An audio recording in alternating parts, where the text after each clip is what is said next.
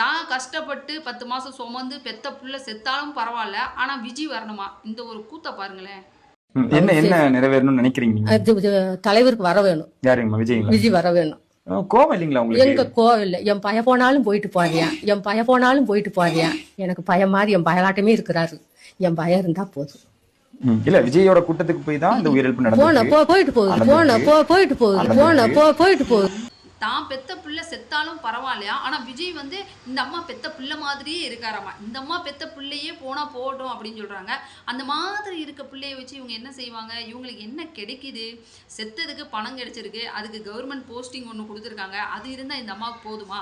அப்ப தான் பெத்த பிள்ளையை வந்துட்டு இவங்களே கொண்டுருவாங்களா? பணம் கிடைக்குது அப்படின்னோம்னா, இப்போ ஒரு 1 கோடி ரூபாய் கொடுக்குறோம் அப்படின்னு சொல்லி சொன்னோம்னா, இவங்க வந்து தான் பெத்த பிள்ளையை கொண்டுட்டு பணத்தை வாங்கிக்கிடுவாங்க போல. இப்படியும் வந்துட்டு சில மனிதர்கள் தான் பிள்ளை போனாலும் பரவாயில்ல, எனக்கு விஜய் தான் வேணும் அப்படின்னு கேட்குறாங்க. பார்த்தீங்களா?